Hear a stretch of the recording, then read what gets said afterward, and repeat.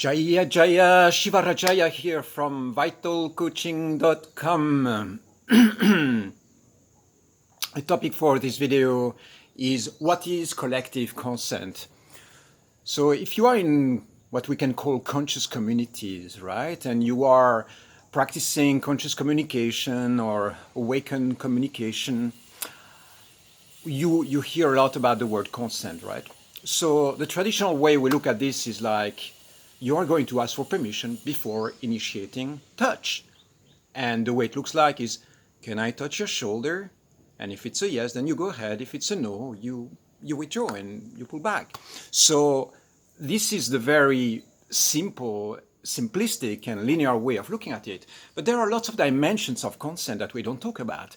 And there are lots of unspoken agreements, for instance, in groups, in society, between people. For instance, there is something that I call collective consent. So for instance, when you are in a group of people, there are certain behaviors or certain things that you can do that are going to be accepted by the group. Naturally, there is an unspoken set of agreements, and those things are going to be accepted. And then there are certain behaviors, certain things that are not going to be accepted. For instance, if I go to Central Park in New York, take down my pants and run around naked, there is going to be a violation of an unspoken or spoken collective consent, which says don't get naked in public places because it's not appropriate or it violates people's safety space. So there is something that can be legal, right? There is a law which is stopping me from doing that, but there is also something that is a collective agreement, and that's what I call the collective consent. So when you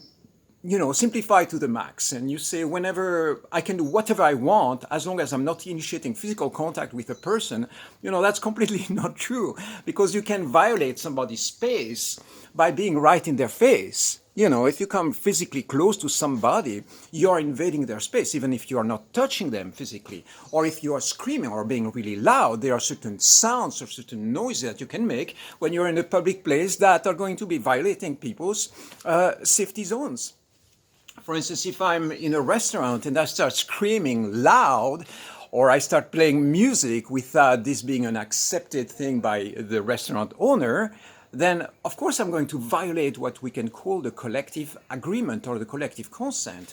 So this one has to do with noise, sometimes it has to do with actions, sometimes it has to do with just being there. For instance, if I go to a club or a cafe and I come really, really close to somebody and I stay right there staring at their face, well, I'm violating their boundaries, even though I'm not touching them. So we need to be really subtle with that. It's not just touch, asking for permission for touch, but it's something that is way, way vaster and way, way more subtle than that. So what I would love for our communities to start integrating and bringing into awareness is this idea of collective consent, unspoken agreements. The fact that somebody is not giving you a boundary or a limit doesn't mean that you're not disturbing their space or their safety, that you're not invading their space. There are certain people who are going to have attitudes that you can label as space invaders, right? They are going to come into your field and basically, start blasting you with their ideas or their unspoken trauma and all sorts of things, that are going to be invasive to you. And so depending on your level of sensitivity, you can take it or not. But sometimes you've got to listen and listen.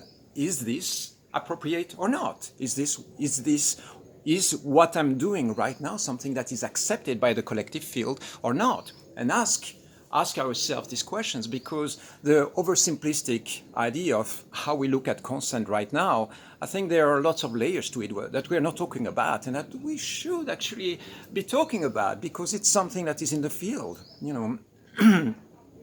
If I arrive somewhere again in a public space, for instance, we do lots of dances over here, and I start behaving in ways that are really invasive or obstructive to people, you can say, well, you can do whatever you want.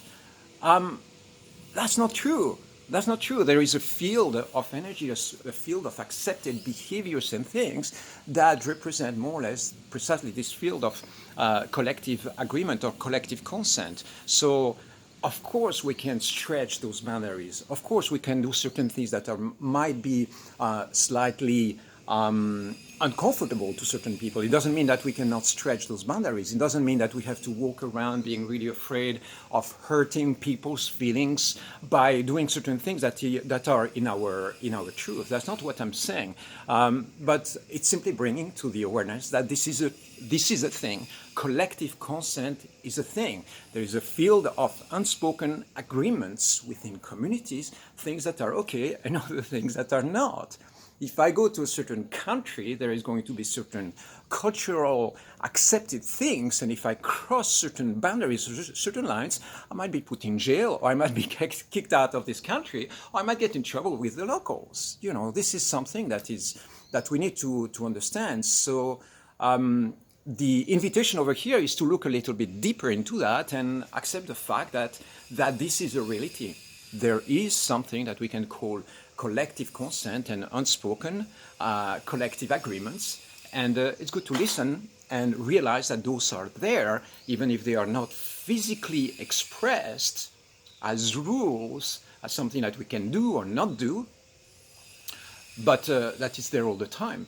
And you can invade a community space or somebody's space, not necessarily by going and touching them in inappropriate ways. You can invade them through sound, you can invade them through proximity, you can invade them through actions, activities, you can invade them by smoking in their face, you can invade them by burning plastic right next to their house.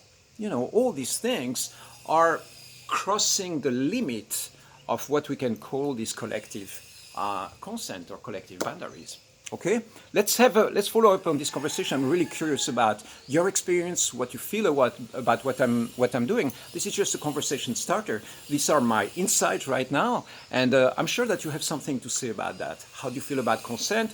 How do you feel about collective consent? How do you feel about unspoken collective agreement? Is this something that you want to listen to, or you go like, fuck it, I'm just going to do my thing and absolutely be completely blind to other people's boundaries and spaces just because it's my fucking right to do whatever the fuck I want? You know, how do you feel about that? This is really an open conversation and a conversation starter. I know how I behave myself. I know the choice that I make, but you might have a different opinion on that.